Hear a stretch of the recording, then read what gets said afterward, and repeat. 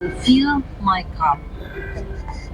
Ang kining nga programa ipasigdahan sa Women's Ministry Department sa Davao Central Church of Seventh-day Adventist of Davao. Marami siya. So, mayong hapon po, alihan ako sa mga igsuon nga si Paglaong Elba.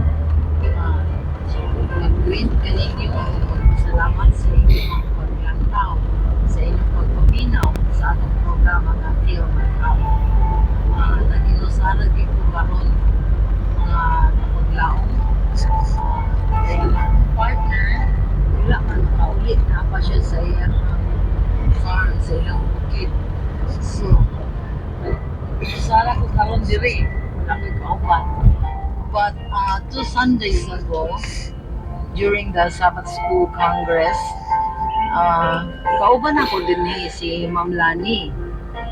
And we were telling you the story of one of the great women in the Bible, si Naomi. Kay kinibangod nga programa,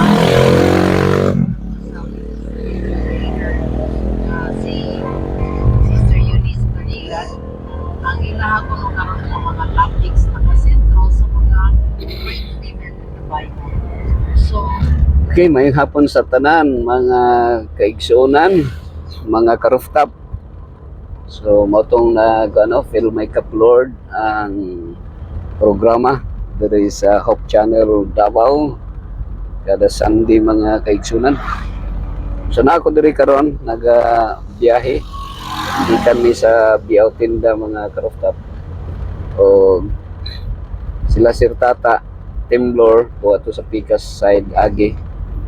Uban nila ni sa iya Mrs. Ma'am Bibing o si Darlene usab o yung dito kay na dito yang kuha niya ang eco bike na mo na sa hospital. So uban dito mga higala mga karuftap sila si Kuan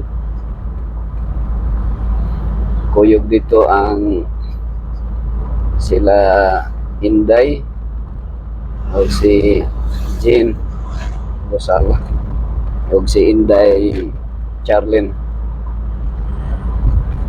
o na ako diri karon ni Agi dool pa kaning nasa left side nako kani siya padulong ni siya sa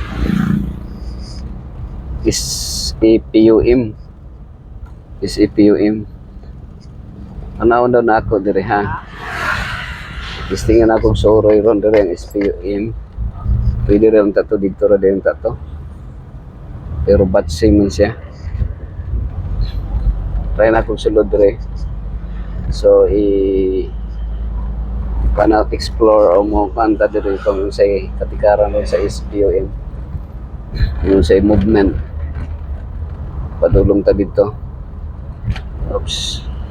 Kining nga dalan padulong ni dito sa kining street sa right side padulong ni sa Mintal. So diri ko sa left side padulong ni dapit sa Katalunan Grande guys mga karuftap. Unya magyan nato diha ang balay ni Pulong ni Pulong Duterte Paulo Duterte. So ni agi ta karon sa high school kung saan Katunan National High School.